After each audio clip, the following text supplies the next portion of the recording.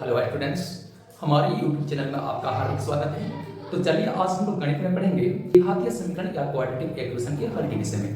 तो आखिरकार किसी एक द्विघातीय समीकरण का हल या मूल कहने का अर्थ क्या होता है, सबसे पहले हम लोग इस बात को देखेंगे।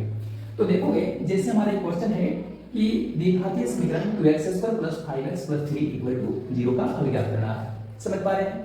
तो ये जो द्विघातीय समीकरण देख रहे हो वह एक चर राशि का द्विघातीय समीकरण है, यानी कहने का मतलब है इस द्विघातीय समीकरण में केवल एक चर राशि x इस्तेमाल हुआ है। ठीक है, तो उस समीकरण में देखोगे आई हुई जो चर राशि है, चाहे वो समीकरण में जहां जहां भी आई, ठीक है, तो उस आई हुई चर राशि के स्थान पर जो मान रखे जाने पर इस समीकरण का दोनों ही पक्ष, यानी कहने का मतलब है इसका एलएचएस और इसका आरएचएस दोनों ही समान समान हो जाए या फिर संतुष्ट हो जाए, सेटिस्फाइड हो जाए, तो संबंधित चर राशि के उस मान को इस द्विघातीय समीकरण का एक हल या फिर मूल कहेंगे। जैसे इस उदाहरण में देखिए समीकरण है 2x² + 5x + 3 = 0।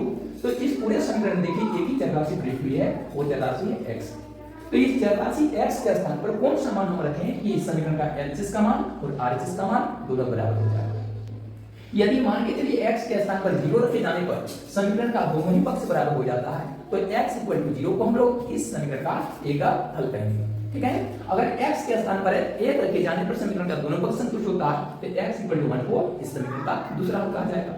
x = 1/3 रखे जाने पर अगर इस समीकरण का दोनों पक्ष संतुष्ट होता है, तो उस स्थिति में x = 1/3 को इस समीकरण का तीसरा हल कर सकते हैं। समझ पाए? यानी कहने का मतलब है आप नोटिस करेंगे कि किसी भी समीकरण में आई हुई चर राशि के स्थान पर जो मान रखे जाने पर समीकरण का दोनों ही पक्ष संतुष्ट या बराबर होता हो, तो x के या उस चर राशि के उस मान को दिए गए समीकरण का हल कहा जाता है। ठीक है, अब रही बात, ये तो एक चर में द्विघातीय समीकरण है, तो किसी एक चर में द्विघातीय समीकरण के हलों की अधिकतम संख्या क्या होगी? तो इसके लिए आपको जानना चाहिए कि किसी n घात वाला समीकरण, ख्याल रखिएगा ये जो लाइन है न केवल द्विघातीय समीकरण के साथ बल्कि इससे भी अलग अलग घात वाले समीकरण के साथ समान रूप से लागू होता है। समझ पा रहे हैं?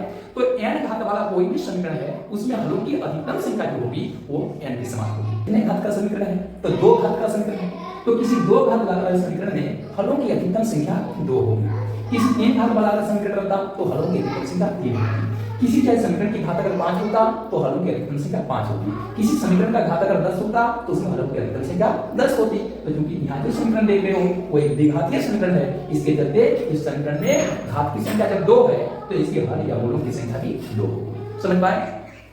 अब रही बात है इसके जो है हल हम लोग कैसे ज्ञात करेंगे। समझ पा रहे हैं? तो हल ज्ञात करने से पहले आप लोगों को जानना पड़ेगा कि इनके हलों का अस्तित्व है तब तो। कई बार कि ऐसा होता है कि हमें एक द्विघातीय समीकरण मिल तो जाता है लेकिन उनके हल या मूल अस्तित्व में नहीं होते हैं। तो उस स्थिति में आप चाहे उस द्विघातीय समीकरण को किसी भी विधि से हल करेंगे तो आपको कोई भी हल या मूल प्राप्त नहीं होगा अगर वे हल या मूल अस्तित्व में नहीं है। ठीक है, तो इस द्विघातीय समीकरण के हल या मूल अस्तित्व में है कि नहीं, तो इसके लिए आपको सबसे पहले डी यानी विविक्तीकर ज्ञात करना होगा। तो डी या विविक्तीकर कैसे ज्ञात होता है? तो डी या विविक्तीकर ज्ञात करने से पहले सबसे पहले आपको देख लेना चाहिए इस द्विघातीय समीकरण में क्या लिखना है? a का मान ज्ञात करना है। तो a का मतलब हो गया x² का जो गुणांक है उसको a कहा जाता है। समझ पा रहे हैं? क्यों? क्योंकि द्विघात समीकरण के व्यापक रूप में आप पढ़ सकते हो कि किसी भी द्विघात समीकरण का जो व्यापक रूप होता है वो क्या होता है? ax² + bx + c = 0 होता है, जहां पर a, b और c कोई वास्तविक संख्या होती है तथा a नॉट इक्वल टू होता है 0। समझ पा रहे हैं? तो यहाँ पर a कहने का अर्थ हो गया x² का गुणांक, उसको a कहा जाता है। x² का गुणांक यहाँ पे कितना है? 2 है, तो a का मान 2 हो गया। अब b का मतलब हो गया x का गुणांक, तो x का गुणांक यहाँ पर देखिए कितना है? 5 है, +5 कर सकते हो। तथा c का मान कितना है? c का मतलब है जो अचल राशि आती है यहाँ पर वो c का मान होता है, तो c का मान 3 है। इसलिए d या विविक्तीकर द्विघात समीकरण में विविक्तीकर ज्ञात किया जाता है और उसी से पता चल जाएगा कि वास्तव में इस द्विघातीय समीकरण के हल या मूल अस्तित्व में है अथवा नहीं। ठीक है, तो विविक्तीकर या d = फार्मूला होता है b² - 4ac। इसमें b की जगह पर b का मान रखोगे तो b का मान है 5, तो 5 का स्क्वायर - 4ac, तो 4 * a का मान रखोगे 2 * c का मान रखोगे 3 और इन्हें हल कर लोगे। ठीक है, तो जैसे कि आप सबको पता होगा 5 का जो स्क्वायर होता है वो कितना होता है? 25 होता है। अब हम लोग इनको गुणा करेंगे, माइनस इंटू प्लस माइनस और माइनस इंटू प्लस माइनस, फिर गुणा करेंगे 4 दूनी 8, 8 या 24, तो 25 में 24 घटा दोगे कितना हो जाएगा? 1। समझ पा रहे हैं? यानी यहाँ पे डी का मान क्या हो गया 1 के समान हो गया। ठीक है, तो इस तरह से प्रत्येक द्विघात समीकरण के ए बी और सी ज्ञात कर लेने के बाद हम लोग पीवीटी कर या डी का फार्मूला लगा देंगे और वो फार्मूला होता है b² माइनस 4ac और उस फार्मूला में संबंधित मान रखकर डी का मान ज्ञात कर लेंगे। ठीक है, अब डी को देखते हुए ही हम लोग जान सकेंगे कि वास्तव में उनके हल की प्रकृति कैसी होगी और उनका आपस में मान क्या होगा।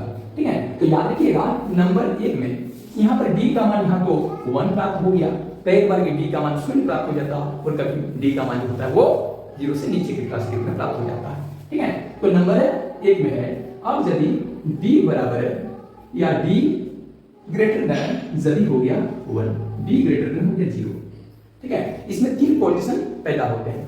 कभी कभी डी का मान देखोगे वो 0 के बराबर हो जाता, कभी कभी डी का मान देखोगे वो 0 से अधिक हो जाता, कभी कभी डी का मान देखोगे वो 0 से कम हो जाता है। ठीक है, तो यहाँ पर लिखोगे अब यदि d ग्रेटर देन 0 माने d का मान 0 से अधिक हो जाए, जैसे इसमें d का मान देखिए 0 से अधिक कितना है 1 है, तो अगर d ग्रेटर देन अगर 0 हो जाए तो द्विघातीय समीकरण के दो असमान और वास्तविक हल होंगे। समझ पा रहे हैं क्या होंगे? द्विघातीय समीकरण के यानी जिस द्विघात समीकरण का मान d द्विघातीय समीकरण में d का मान 0 से अधिक होगा उस द्विघातीय समीकरण के दो असमान मान वाले, यानी कहने का मतलब है उनके जो हल या मूल प्राप्त होंगे ना उनके मानों में किसी तरह की कोई समानता नहीं होगी, कोई कम बेसी मान वाले होंगे। ठीक है, तो दो असमान और वास्तविक हल होंगे, कहने का मतलब है वैसे हल को हम लोग ज्ञात कर सकेंगे, चाहे वो गुणनखंड विधि से हो, चाहे वो पूर्ण वर्ग बनाने की विधि से हो या द्विघातीय सूत्रण विधि से हो, आप उसके हल ज्ञात कर सकेंगे। इसलिए दो असमान और वास्तविक हल होंगे कब? जब d का मान 0 से अधिक हो जाएगा। ठीक है, नंबर 2 में कई बार क्या होता है d का मान 0 के समान हो जाता है। इस जगह पे d का मान जो ज्ञात किए उस जगह पे कभी कभी 0 आ जाएगा, तो d का मान अगर 0 आ गया तो द्विघातीय समीकरण के दो हल तो होंगे लेकिन उनके हलों में क्या होगी? समानता होगी, दो समान और वास्तविक हल होंगे। ठीक है, समझ पा रहे हो इसका अर्थ क्या निकलता है? अगर d का मान 0 के समान हो गया तो ध्यान दीजिएगा कि उसमें दो हल ज्ञात किए जा सकेंगे और दोनों ही हल आपस में क्या होंगे? समान मान वाले होंगे और उसे हम लोग आसानी से ज्ञात कर सकेंगे किसी भी मेथड से, गुणनखंड मेथड से भी ज्ञात कर सकते हो, पूर्ण वर्ग बनाने की मेथड से भी ज्ञात कर सकते हो और द्विघातीय सूत्रण की मेथड से भी ज्ञात कर सकते हो।